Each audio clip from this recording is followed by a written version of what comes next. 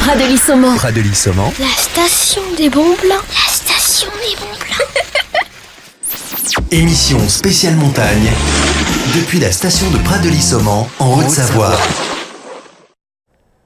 Bonjour à tous et à toutes, bienvenue sur Radio Sensation. On continue cette semaine spéciale à la montagne, à la station Pradely-Saumon.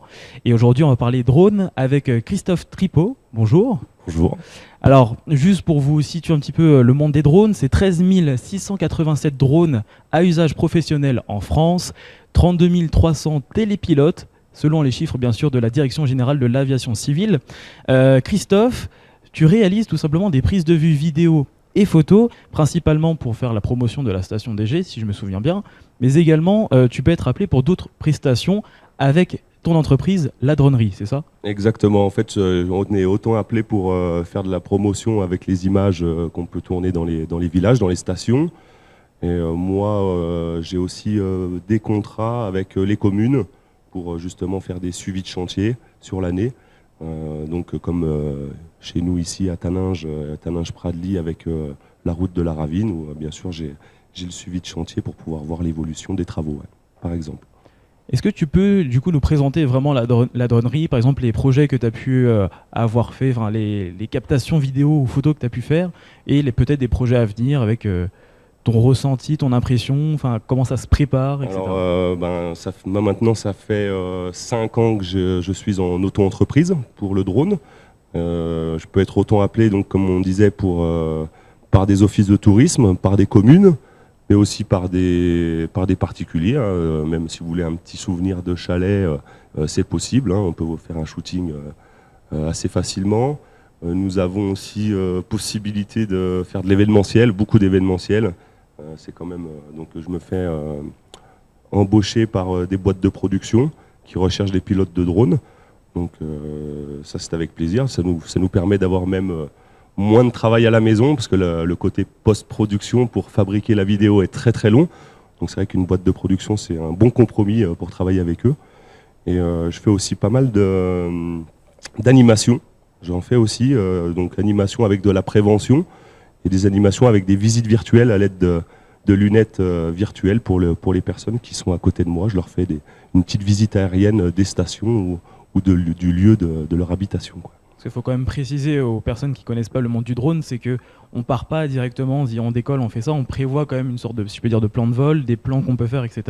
Et après, c'est vrai qu'il y a derrière tout le côté post-production avec l'étalonnage, la modification peut-être des couleurs, etc. Voilà, donc c'est sûr que les projets se préparent en amont, très important justement, c'est obligatoire en fonction de l'endroit où on va voler ou faire notre prestation. On va soit, en tout cas obligatoirement quasiment, faire une demande de déclaration en préfecture, si bien sûr c'est dans un lieu public, sur la voie publique surtout. Et puis derrière, il va falloir aussi analyser le terrain. C'est très important aussi de regarder ce qu'il y a autour de nous, soit les arbres, des lignes électriques ou etc. Et justement, tu parlais de préfecture. Les restrictions en matière de vol pour un aéronef, plus précisément pour un drone, sont-elles difficiles à gérer ?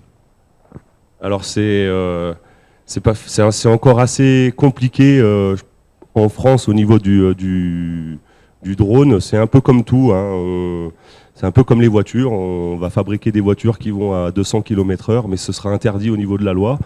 Les drones vont pouvoir monter à 500 mètres de haut, mais c'est interdit par la loi aussi. Voilà, donc il faut beaucoup se renseigner en amont par rapport aux drones que l'on souhaite. Et c'est vrai qu'à partir de là, on va pouvoir au moins savoir où s'orienter. Et surtout, quelles restrictions, sur quelle réglementation on va être jugé, surtout.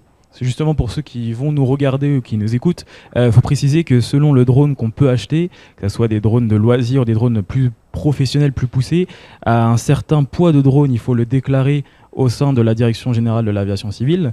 Il y a aussi une petite formation vidéo avec un quiz, bien sûr, qu'on doit passer pour avoir la formation de télépilote de drone. Et après, si vraiment on veut devenir pilote de drone professionnel, il y a encore une autre formation, un permis, si je peux dire. Voilà, c'est ça. Donc on est en fonction du drone qu'on va vouloir acheter, il faut vraiment, comme je disais, se renseigner par rapport à quelle catégorie on va appartenir et faire surtout en fonction de cette catégorie. Donc soit un QCM gratuit sur le site de l'aviation civile. Je crois que c'est Alpha C'est Tango. Alpha Tango, C'est ça, le exactement, site qui ouais. a besoin. Et à partir d'un certain poids, et puis à partir aussi de ce qu'on veut faire, si on veut se professionnaliser, donc là on est obligé de passer un examen directement à l'aviation civile, C'est ça. qui est aussi un QCM, mais qui est officiel. Et grâce à ce QCM, si on le valide, eh ben, on a déjà un premier papier pour pouvoir être pilote C'est ça. professionnel. Je sais que pour ma part, je l'ai heureusement. Voilà. Mais après, si on veut vraiment, il y a des formations. Je crois que les tarifs, ça commence à peu près aux alentours de 1200, 1500 euros. Ouais, 1500, c'est vrai qu'il y a maintenant des écoles qui nous font autant des formations pratiques que théoriques. Et ça coûte, c'est vrai, assez cher. Du moment où on veut, moi, en ce qui me concerne, on apprenait à l'aide d'un bouquin et on allait directement à l'examen de nous-mêmes. Voilà. C'est vrai que maintenant, il y a beaucoup d'écoles qui proposent, d'écoles et de formations qui proposent pour devenir justement pilote de drone. Après, je pense qu'on voit tout. Il y en a des plus sérieuses, des moins sérieuses aussi. Donc après, je pense qu'il faut lire les avis, bien sûr, avant de s'inscrire dans une école ou dans une formation. Quelles sont les qualités essentielles, selon toi, pour devenir un bon pilote de drone ? Écoute, je pense qu'il faut déjà assez être minutieux sur les papiers. Déjà rien que par rapport aux déclarations en préfecture, par rapport à notre plan de vol. Chaque année, on doit rendre des comptes à l'aviation civile. On a un carnet de vol à tenir à jour à chaque vol et déclarer tous nos vols en fin d'année. Et on a beaucoup de papiers officiels à faire, donc ça c'est très important. Puis après, il faut être intelligent, il faut être minutieux, il faut mettre en danger aucune personne. Déjà, le principal, c'est de mettre en danger personne. Et puis et après, nous, on profite. Après, pour moi, c'est aussi un loisir à la base. J'ai voulu me professionnaliser pour pouvoir piloter quand je le souhaitais.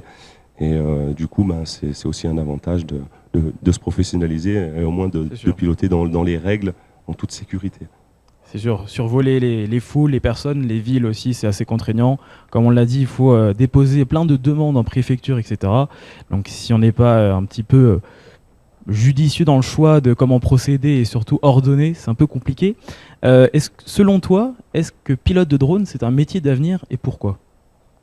Dans tous les cas, c'est un métier d'avenir, même si je pense qu'il commence à être saturé, malgré tout, parce que c'est vrai que ça a une forte demande au niveau des nouvelles technologies, mais par contre c'est un métier d'avenir parce qu'il va se développer dans beaucoup de domaines. Là on est à la montagne, je pense qu'il y a déjà eu des tests de drones pour faire des recherches de personnes ensevelies sous les avalanches, avec un système de recherche ARVA. Donc c'est vrai que je pense que tout peut se développer. À la mer, maintenant on va amener des bouées à des personnes qui se font embarquer à l'océan, surtout par des baïnes. Donc là on est dans le secours. Alors après il y aura l'armée, il va y avoir le transport, voilà, la livraison. Après l'évolution de la législation va faire aussi qu'on pourra aussi se développer un peu plus. Puis la législation est telle aujourd'hui, c'est parce qu'il y a sûrement eu des abus auparavant.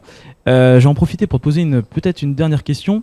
Quel modèle de drone conseillerais-tu à quelqu'un qui veut s'initier au pilotage d'un aéronef ? Donc plutôt en drone de loisir, ce serait plus... Alors au niveau des drones de loisir, c'est vrai qu'il faut déjà prendre un drone assez léger.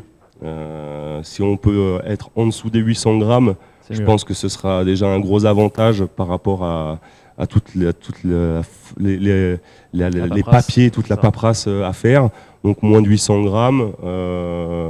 Et puis après, tout dépend du budget. Hein. C'est un peu comme une voiture, comme je disais.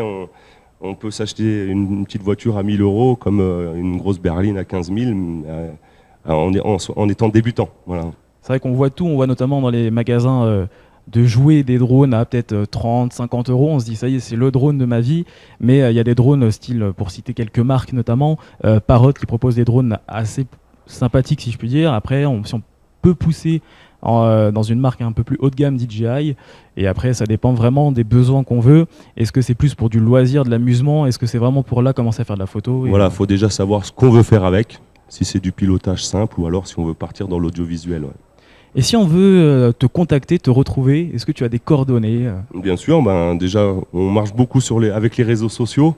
Donc moi j'ai une page Facebook et puis Instagram au nom de La Dronerie.